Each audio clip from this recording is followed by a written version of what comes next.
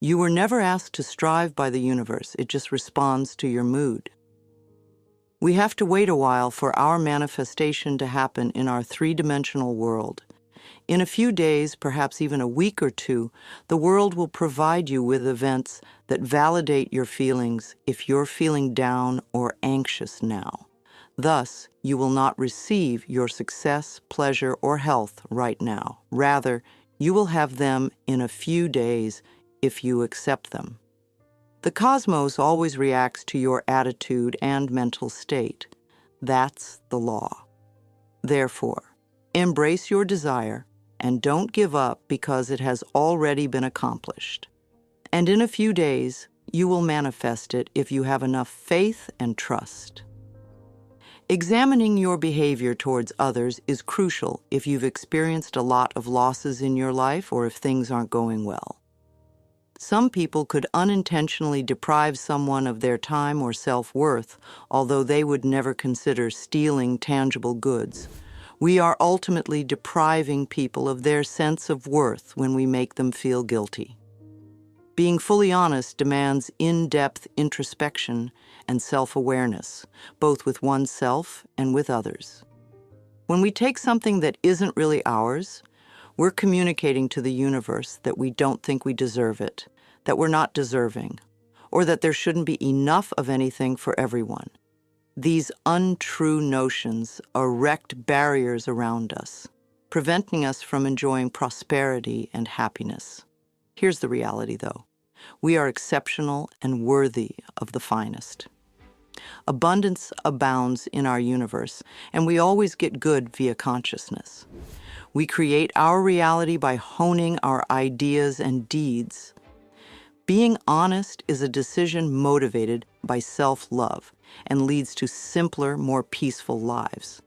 For instance, you have a moral obligation to let a merchant know if something you purchased is inadvertently not charged to you.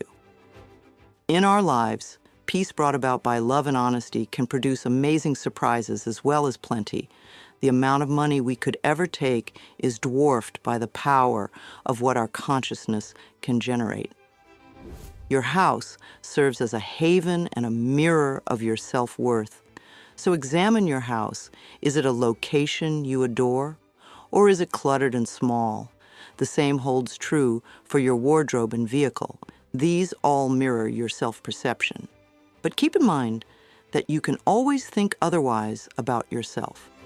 Seeking a new place to call home means being open to the idea and believing that the ideal location is out there waiting for you. I was certain that there were amazing apartments in Los Angeles, so I kept looking for my dream house. Finding the ideal location took some time, but it was there and waiting for me.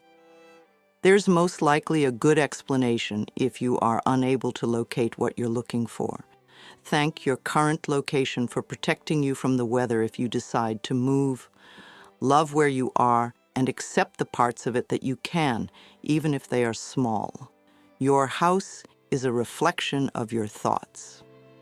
Speaking of love partnerships now, Connecticut surgeon Dr. Bernie Siegel has gained a great deal of knowledge from his cancer patients.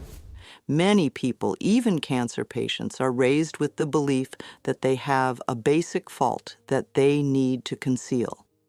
You have to deal with your feelings of unlove and unworthiness before you can discover true love and enduring relationships.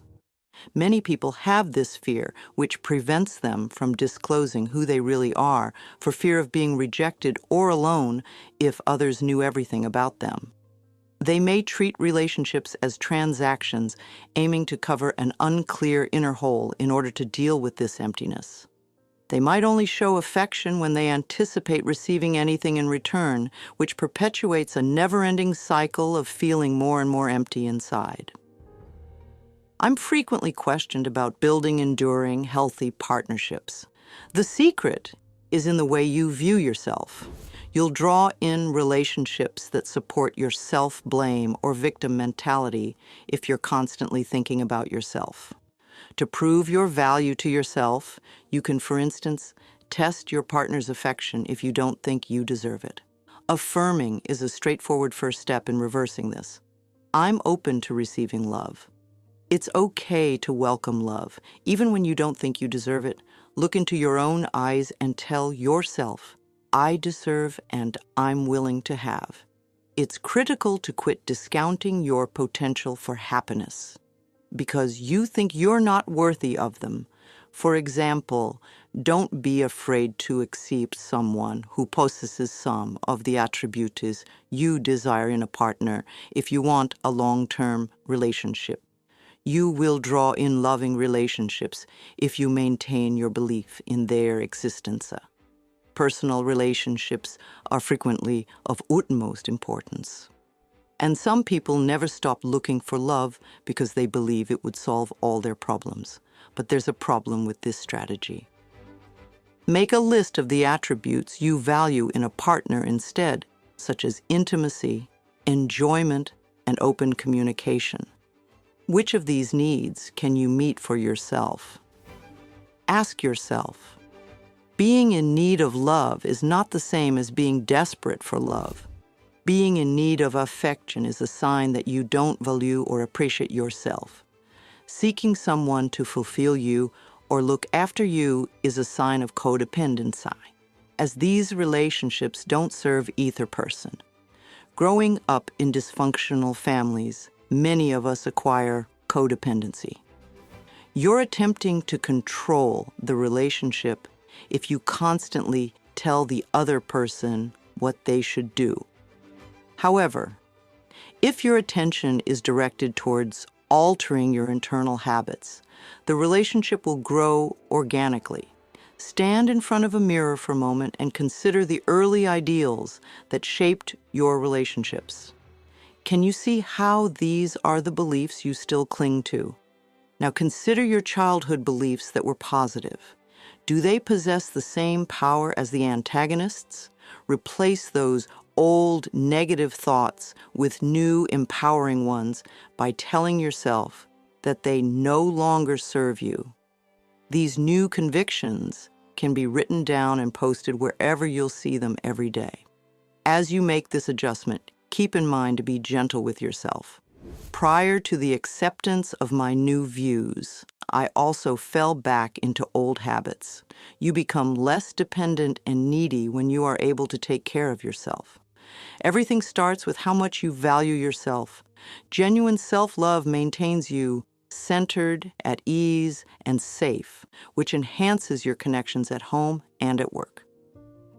Things that had seemed important will no longer mean as much, and you'll respond to people and situations differently, since you are aware of your relationship goals. No one will just show up at your door. You have to get out and socialize. Meeting like-minded individuals might be facilitated by joining a support group. Go find them. There are a lot of classes, organizations, and cities in the globe. This is a declaration. I'm ready and willing for amazing positive experiences to enter my life. Saying I'm seeking for a new partner is not as compelling as this. Keep your eyes and ears open, and everything will work in your best interest to reply. Your self-respect will increase, along with your self-love, making it simpler to accomplish the required adjustments. Within you is love. You will also grow more loved as you learn to love more. Let's now discuss money. Our early experiences typically trigger our worries over money. For instance, you may have inherited your parents' concerns related to money if they existed. Make a note of your parents' financial beliefs and inquire as to whether you still choose to accept them. Your life is different, so you'll want to get over those worries and limits. When an opportunity presents itself, stop telling yourself the same old things over and over again and start creating new mental images. By taking a few easy yet effective measures, you can create your want as soon as possible and avoid repeating your past history of lack. Here's a simple method to assist you in realizing your desires. Make sure you know exactly what you want before you go. Put it in writing in a constructive and targeted manner. It is easier for the universe to comprehend and fulfill your desires when you are more clear. Shut your eyes and visualize what you want as though it has already arrived. Enjoy the happiness and fulfillment it provides. Put as much life and detail into your picture as you can, and trust that you will succeed in achieving your goal. Have faith that you deserve it. Your self-belief is a strong tool for manifesting your desires. Make affirmations that will help you feel more confident in your capacity to bring your desires to life. I deserve all of the money in the world, for instance. Every day, repeat these affirmations. Act as though your wish is already on its way. Make decisions that are consistent with your desires. This sends a strong signal to the cosmos. Give thanks for what you already have and what is on the horizon. Gratitude speeds up the manifestation process by drawing in positive energy, she. Let go of any concerns, doubts, and unfavorable ideas that can prevent your goal from coming true. The cosmos is a process of timing, so trust it. Let go of any concerns, doubts, and unfavorable ideas that can prevent your goal from coming true. Have faith in the process and timing of the cosmos. Act when opportunities present themselves that align with your desires. These actions can expedite the fulfillment of your wish. Recall that bringing your desires to life is a process that calls for both thought and action. If you remain dedicated to this process, you'll be astounded by how soon your aspirations come true. Our world is shaped by the thoughts we have about it. Thus, think positively and with your aspirations in mind. My wonderful companions, I hope you've found inspiration and solace in this video. We've talked about the importance of loving oneself, changing ingrained attitudes, and fostering gratifying positive connections. But keep in mind that patience and time are needed for change. Treat yourself with kindness. As you accept these fresh viewpoints, you are capable of loving yourself more, and when you do, abundance and love will find their way into your life. Please show this film to your family, friends, and everyone else you think could find value in its messages. Let's share the good vibes and love. Out of all the 12 global laws, the law of attraction perhaps receives the most attention.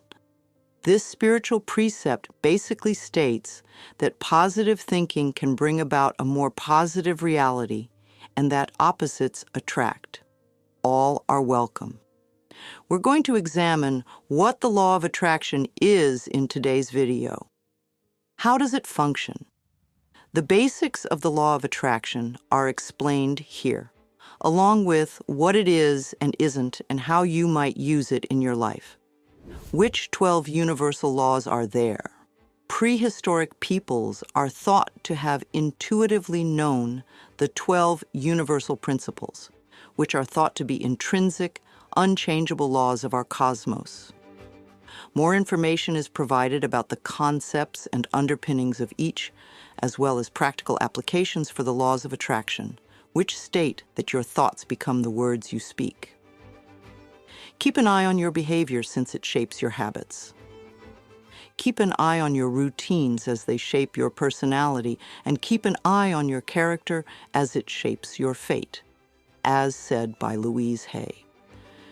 It's clear that the notion that we attract what we put out has been around for a while, and a lot of people credit Buddha with popularizing it. The way the law of attraction operates is determined by these three principles.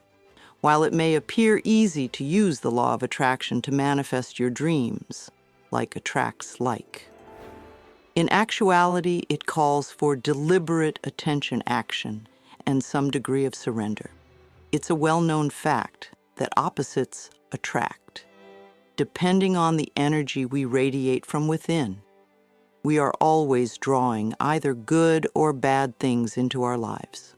We are all like magnets, according to Louise Hay, reflecting and attracting to ourselves whatever is stored in our minds.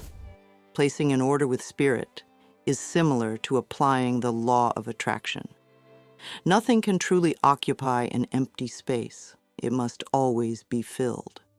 This theory states that when you call for manifestation, spirit will search until it finds the best match. Therefore, in order to create space for positive change, it's imperative that you get rid of everything negative from your life. You also need to clear your mind. As a result, you could clear space for new items that will benefit you more, like your workspace or bedroom. 3. Everything is perfect in the present.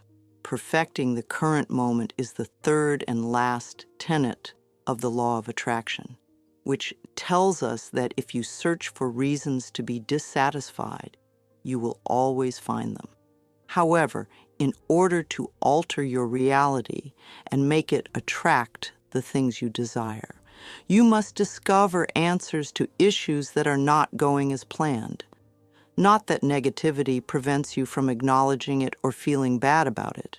Rather, concentrate on making any negative situations better as soon as you can, and let the rest go, because law of attraction isn't it. Naturally, having a good outlook and believing in oneself won't be enough to help you achieve your goals. Work must also be put in. This means living a life that aligns with your goals and taking the required steps to achieve them. For example, you should train hard and take good care of your body in the months leading up to the event. If your goal is to finish a marathon in under 4 hours, the universe will then be even more aware of your intention if you add some positive mantras and visualizations after that. It is important for everyone who worries a lot to know that the law of attraction does not mean to punish them. When people first learn about and start practicing this law, they occasionally worry that if they have bad thoughts or low vibrations, they will somehow damage their lives. Since nobody is perfect while we are going through a difficult moment, we can use the law as a mirror of our own thinking and sense of value, as Louise Hay points out. And never forget that at a certain point in the manifestation process, it's imperative to surrender and let the universe take control. Be receptive to them, says Louise Hay, as opportunities, people, and resources could materialize out of nowhere. If things don't go as planned, that's acceptable. Learn how to apply the law of attraction right now. Here are some suggestions for putting optimism's power to use in your life right now. One of the most effective ways to manifest your desires is to visualize them. Drawings of the ideal future might help you stay inspired and motivated by helping you see it in real life. I've heard you could even create a vision board with your goals on it. Remember that like attracts like, so keep a gratitude notebook. You might be able to talk more prosperity into your life by intentionally focusing on your blessings. Another way to move your desires from the back of your mind into the real world is to express them. Get up and shout it out loud to the cosmos, suggests Louise Hay. I'd like to. If you're just getting started, X is just an especially smart line of action. Notice coincidences. Synchronicities are those noteworthy coincidences that have an almost supernatural appearance. If coincidences related to your goal continue to occur, it's quite likely that you're headed in the right direction. Recall the example of the marathon. Maybe you keep seeing your Bible number on billboards or posters that promote a scarcity mentality. We might easily become caught up in a cycle of scarcity and lack when we're searching for something we don't currently have. But focusing on what you lack, love, money, happiness, etc., just makes it worse. Instead, attempt to see yourself in the situation you want. Give up your idea of how you think things should proceed and allow the universe to work its magic, being open to what the universe thinks is best. Counsels. Louise Hay explains how to apply the law of attraction to achieve particular objectives. Romantic partnerships. To begin utilizing the law of attraction to draw more love into your life, you must first recognize any possible unconscious resistance that you might be facing. For example, Louise Hay claims that if the universe continues to bring you people who aren't available, it can be a sign that there is still something within of you that isn't available. Once you've recognized this challenge, you may concentrate on tearing down these inner walls and creating a more personable communication style with the universe. To listen to your true self and your desired career goals in order to provide you with the partner you need, not necessarily the one you think you want. When applying the law of attraction to your professional life, it is imperative that you are clear about your goals. Use specific language when expressing your professional ambitions, such as make X amount of money and X city, or I want to work with like-minded people that support my beliefs. In this case, action is essential. Naturally, think about what the promoted me would do if you wanted the promotion. Since money worries are genuine and sensitive, it takes a lot of unlearning to establish a healthy relationship with financial prosperity. Having a scarcity mentality when it comes to money is very easy. Try instead to focus more on what you already have than what you don't have. Louise Hay uses the phrase "abundance flows through me," so I can cheerfully share to assist her in this. Starting small and focusing on making little changes in each of these areas is the best course of action. As you practice, you'll first get more skilled in manifesting, and then you'll be ready to take on larger, more significant changes. That concludes the video for today. Fundamentally, the law of attraction is about adopting a mindset of plenty, asking for what you want, and aligning your actions with your desires. It may seem too fantastic to be true, and it can take some practice to get the hang of yet at its core. Once you accomplish those goals, you take charge of your life and open doors to a multitude of options. Everybody has a lot of ridiculous beliefs about himself and life. We also have a ton of strict guidelines regarding how people should spend their lives. But as you can see, there isn't much we can do to change the past. That's finished now. And no matter how far back in time you go, you have created everything you have experienced in life up to this point with your thoughts, feelings, and beliefs from yesterday, last week, last month, last year, 10, 20, 30, 40, 50, and 60 years ago. That being said, I want to emphasize that the point of power is always in the present. This implies that the thoughts you decide to start having now will shape tomorrow, the week after, the month after, and the year after. We are not controlled by the past. This very moment is the pivotal point of power, and this is where we may start living freely, as well as now. Indeed, we select our own ideas. We might not believe it. Well, we do. I feel like practically everyone on the planet, including myself and every person I've ever worked with, is experiencing some form of shame and self-loathing. Our life functions less well the more of it we have. Furthermore, our lives function better the less of it we have. For the most part, everyone I know feels that they are insufficient. We also frequently reinforce the idea that we don't deserve or that we don't accomplish enough.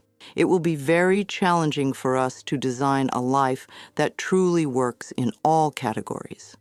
If we have a deeply ingrained subconscious belief, which feels like it's right here in the gut, that I'm not worthy or good enough. You see, we are dealing here merely with an idea, regardless of the situation. I reject the idea of endowing external effects with authority. We might believe that the issue is that we're broke. I see this as the external manifestation of an internal issue. These impacts are caused by internal thought patterns. I've found that more issues in our lives stem from cycles of fear, guilt, and resentment and criticism, even in terms of the body. Long-term resentment that literally eats away at the body might turn into cancer. Long-term abuse of criticism can also result in diseases like arthritis.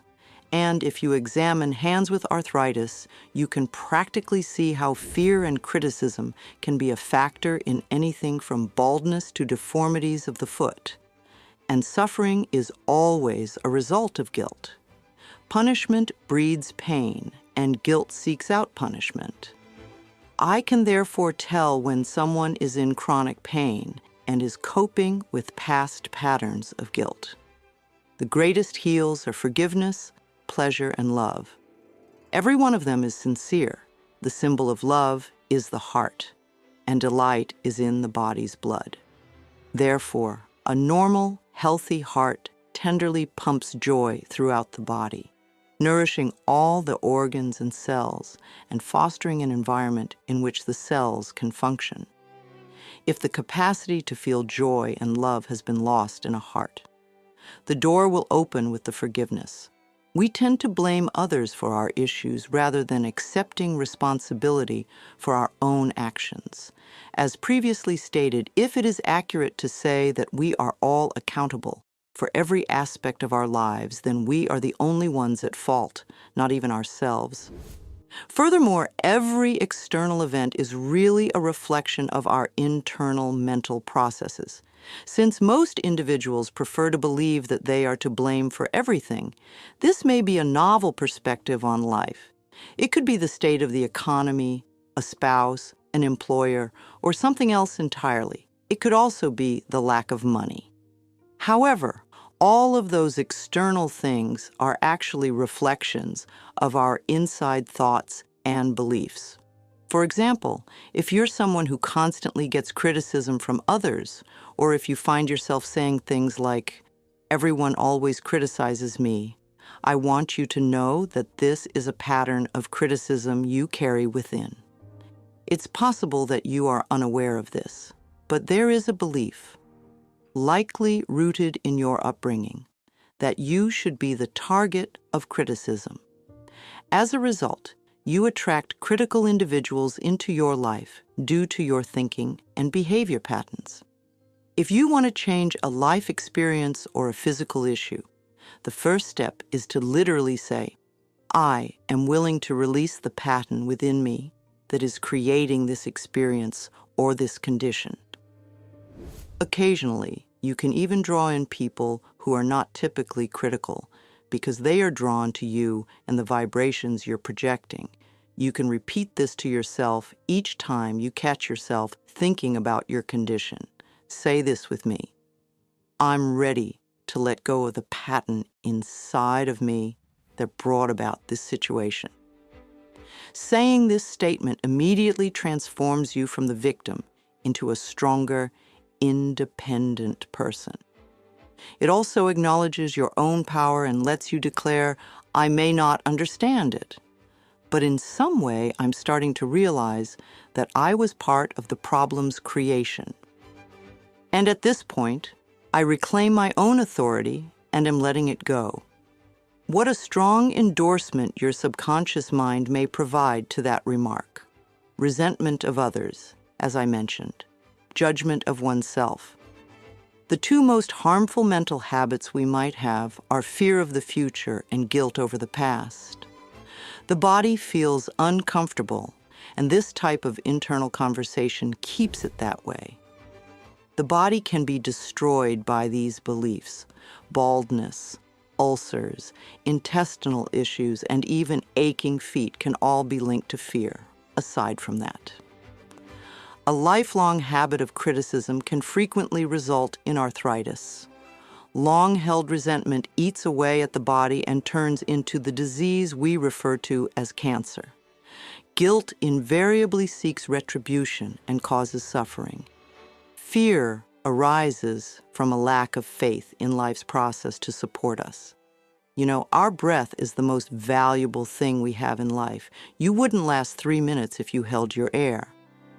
But when you exhale, you feel so confident that your next breath will come that you don't even give it a second thought. The force that gave us life has now granted us enough breath to last for the remainder of our lives. Can't we start to believe that we will also receive the rest? The next time you experience fear, say, I trust the process of life to take care of me while you consider how abundant the air is. I always know that when someone is hurting, they carry a lot of guilt on their own. Relentless guilt, which is frequently buried to the point where we are no longer conscious of it, causes chronic pain. The agony cannot be removed until this guilt is gone. Shame is an entirely pointless feeling. Nobody ever feels better from it. It also doesn't alter the circumstances. You've finished your sentence. Free yourself from incarceration. The message is really quite basic, in my opinion. You shouldn't give out bad things because we return the favors we offer. We become the products of our own beliefs about ourselves. And we must love ourselves because when we truly do love and value this wonderful creature that we are unable to harm either ourselves or others. In my opinion, this is the key to life. It is incredibly basic, perhaps too easy for some, but it works. I can attest from personal experience that illness is curable. If we're ready to alter our beliefs, attitudes, and behaviors. Occasionally, what appears to be a major tragedy ends up serving as our life's greatest blessing. If you pay attention to what I have to say, your experience with cancer may even prove to be a positive turning point in your life. These days, I think that every ailment is self-inflicted. While we don't intentionally want for this sickness, we do inadvertently foster an environment in our minds that allows it to proliferate. A few weeks ago, I saw a New York doctor claim on television that in the event that a patient has surgery without receiving assistance to address the underlying cause of the illness, the doctors are merely extending the patient's life until they may inflict additional harm. I really think that every experience we have in life, both good and bad, is entirely our own fault. Everybody shapes their experiences by the words and ideas they say and think. Everything we choose to think and believe is fully supported by the universe. Whatever we choose to believe is accepted by our subconscious mind. Either way, it can be said. They both imply that my beliefs about life and about myself come to pass. And you come to believe what you want to believe about life and about yourself. Furthermore, there are no limits to the thoughts we can have. The body is a reflection of our inner ideas and beliefs, just like everything else in life. If we just take the time to listen, our bodies are continually speaking to us. Every word you speak and every thought you have has an effect on every single cell. The individual who has a constantly frowning face did not make it by thinking happy, loving thoughts. Instead, their continuous modes of thinking and speaking produce bodily behaviors and postures, and eases or diseases them. The faces of the elderly so vividly reveal a lifetime of internal conversation. What will your old age look like? You see, I really think that we have a natural right to complete well-being and fulfillment in every aspect of our life. I wish to assist you in claiming this innate entitlement right now. Some of the suggestions I'll make to you could seem overly straightforward.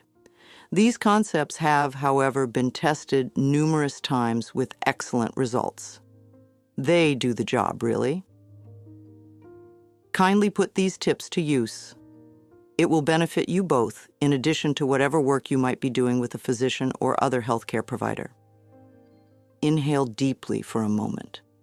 Additionally, when you listen to this CD, try to find a comfortable position for yourself. Let these thoughts simply flow over you. You will only accept ideas that are appropriate for you. Whether you comprehend them all is irrelevant, or if they currently make sense to you. Allow yourself to listen to this recording repeatedly. Your subconscious mind will hear the words even if you are not paying attention to them, and it will take note of everything you require. All illness, in my opinion, is self-created. Not that we say, "I want this sickness," but we foster an environment in our minds that allows the illness to spread and thrive. Every cell in our body responds to our internal discourse in our minds. Recently, I heard a doctor mention that if a surgeon performs surgery on a patient without trying to address the underlying cause of the illness, then poor outcomes may result. The doctor's only action at that point is to keep the patient alive longer until the patient develops a new illness. You see, the disease's cause must be eradicated in addition to the symptomatic treatment. And in order to do it, we must look within ourselves where the sickness process started. I really think that every experience we have in life, both good and bad, is entirely our own fault. By the words we say and the ideas we have, each of us shapes the experiences we have. The universe is fully in favor of our inner conversation. Regardless of what we choose to think, our subconscious mind accepts it as true. They both imply that my beliefs about life and about myself come to pass. You become the product of the thoughts you choose to have about life and yourself. Furthermore, we are at complete liberty to determine what we believe your present internal discourse will produce in the coming day, week, month, year, etc. Take note of your thoughts right now. Do you want your future to be shaped by this thought? Is it a good or negative thing? Just be conscious and mindful. I'm not trying to put someone in the wrong or make them feel guilty. I am bringing our inner selves to our attention. In actuality, a large number of those who cause illness and disease are completely disconnected from what is happening in our bodies and brains. Our body only catch our attention when we get sick or experience pain. If we are unaware of our innermost thoughts, since all we are ever dealing with is a concept, which is changeable, how can we ever change, regardless of the issue? Every sensation we have is merely the result of our internal conversation. We have the choice to suppress some ideas.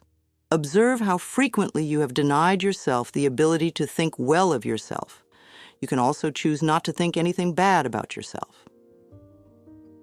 Every person I know or have worked with on this earth, in my opinion, is experiencing some form of self-loathing and shame. Our lives function less well the more self-hatred and guilt we experience. We discover that we are unable to advocate for ourselves. We also constantly strive to win over others. We might also always be irrationally angry and erratic. All aspects of our lives function better when we are less full of guilt and self-loathing. This also applies to one's physical well-being. From my experience, everyone I have worked with ultimately feels that they are not good enough. Furthermore, we frequently add, "I don't deserve it," or "I don't do enough." Does this seem like something you say, suggest, or experience all the time when you're feeling inadequate? To whom, though? And by whose standards, exactly? If these negative views are deeply ingrained in you, how can you possibly build a happy, rich, loving, and healthy life for yourself? Your subconscious beliefs would, for some reason, constantly be at odds with these aims, preventing you from achieving them. I believe that the biggest causes of issues with our bodies and experiences are resentment, judgment, guilt, and fear. These emotions result from placing the blame elsewhere and denying our own responsibility. Saying out loud, "I am willing to release the pattern within me that is creating this experience or this condition," is the first step towards changing a physical issue or a life event. You can repeat this to yourself each time you catch yourself thinking about your condition. Say this aloud with me.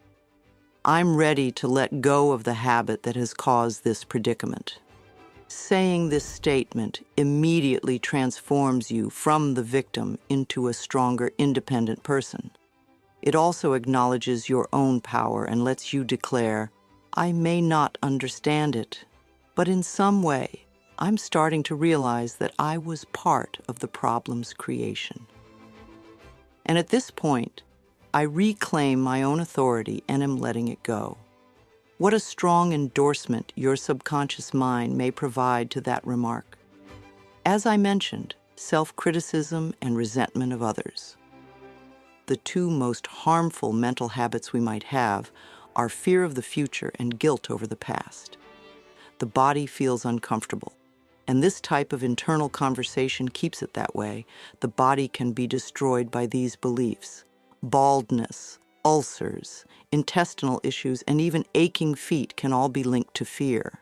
Aside from that, a lifelong habit of criticism can frequently result in arthritis.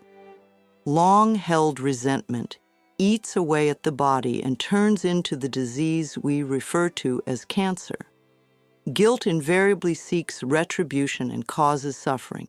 Fear arises from a lack of faith in life's process to support us. You know, our breath is the most valuable thing we have in life. You wouldn't last 3 minutes if you held your air.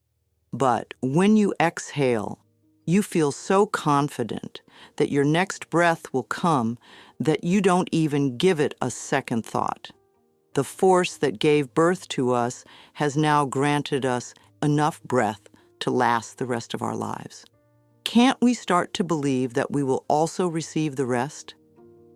The next time you experience fear, say, I trust the process of life to take care of me. While you consider how abundant the air is, I always know that when someone is hurting, they carry a lot of guilt on their own. Chronic pain stems from continuous guilt, which is frequently buried to the point where we are no longer conscious of it. The agony cannot be removed until this guilt is gone. Shame is an entirely pointless feeling. Nobody ever feels better from it. It also doesn't alter the circumstances. You've finished your sentence. Free yourself from incarceration. We are all journeying. Furthermore, I believe that the more thoughtful decisions we make and the more serious we are about it, the smoother and faster our path will be, the more benefits we will receive, or the better our health. You are much more than your physical form. You are awareness itself. You are a wonderfully divine manifestation of existence. All of life is one with you. Nevertheless, nothing, not a person, location, or theme, has any influence over you. Because in your mind, you are the sole thinker. You are the authority in your life and the source of creative force. You are now making the decision to help yourself heal by using your own power. Yes, it's true that you had some challenging moments as a child, moments when you experienced loneliness, unlove, and unwantedness. It's possible that you're mistreated and degraded, rejected, or abandoned. Yes, I am aware. There were really bad moments. You might not even remember some of them since they were so terrible. However, the past does not control you. The present is the point of power if you decide to live in the now. Every instant is a fresh start. And for you, this is the start of something fresh, both now and right here. So let's take everything from the past and encase it in the pink of heavenly love, and let it go and release it. We declare you to be free at this time. Neither your mother nor her anxieties are you. Neither you nor your father's beliefs are you. You are not your relatives, and you are not their opinions. You are not your school teacher's inflexible instructors. You are most definitely not your early religious upbringing's constraints. You are a divinely exquisite manifestation of existence itself. You are one of a kind. You are exceptional, distinctive, and wonderful. There has never been and never will be another individual exactly like you since the beginning of time on this world. As a result, there is neither comparison nor competition. Not because of what you have done, but rather because of your own special qualities, abilities, and style of expressing yourself. You are worthy of your own love and identity, but only because to your existence. We provide your subconscious mind instructions to get rid of any and all unfavorable beliefs that are holding you back or negatively affecting you. They had to go now. Whether we are aware of their precise nature is irrelevant. It makes no difference how long these false beliefs have existed. We give the command to eradicate them right now. Deleted and removed, release and neutralize. We confirm that you are ready to let go and be liberated. This is a safe thing to do. We declare that you are willing to let go of the mental reasons and mental patterns that are consuming you. Right now, they are bringing about any bad circumstances in your life. We certify that you are prepared to let go of your body's need for this state. You now give it permission to vanish, to fade, to melt back into the void from whence it originated. We confirm that you are prepared to start letting go of all grudges and accusations. You could cure the entire world with the love in your heart. As of this now, allow us to heal you with this love. Sense a light of warmth starting in the core of your heart. Allow this feeling of gentleness to start altering the way you talk and think about yourself. Let the love radiate from your heart to every part of your body, from the veins and arteries to the smallest capillaries. Bathe, soak, soothe, and heal each and every cell. Allow this love to come from your own whole heart. Make every part of your body happy. If you experience any pain or discomfort anywhere, allow this love to envelop and dissolve, allowing your body to heal itself and making all the cells happy as they go about their business. Allow the love to flow through your body like a refreshing stream of water, clearing whatever it comes into contact with. Your body is capable of self-healing. Admire it and help it with this endeavor. I chose to get well where I choose to get well, you tell yourself now. Let us use the love that overflows from your own heart to cleanse you of any and all past hurt, resentment, and bitterness that may still be there. The Course in Miracles states that we cannot truly love until we have forgiven. Would you rather be well and happy, or do you prefer to be correct? He will look within and make a connection with the part of you that is capable of healing. Now is the moment to be compassionate. In order to fully heal yourself and make yourself whole in the truest sense of the word, you must be willing to go beyond your current comfort zone and discover new abilities. You must also accept that every aspect of who you are and everything you have ever experienced is woven together to form the fabric of your life. This one time, I adore Emmanuel's book. There's a great lesson in one of the passages. To Emmanuel, I pose this question: how can we go through difficult times without growing resentful of them? In response, Emmanuel views them as teaching opportunities rather than acts of retaliation. Embrace life, my companions. No matter how far you think life will take you, you must make this voyage. You have traveled a great distance via experience to determine what is true and what is a distortion. You will then be able to return to your home core in that terrain, refreshed spiritually and with greater wisdom. If only we could realize that the majority of our so-called difficulties are actually caused by the vibrations we have been emitting, and that all of our perceived problems are actually chances for us to evolve and improve. Really, All we have to do is alter our perspective. Be prepared to let go of the grudge and provide forgiveness.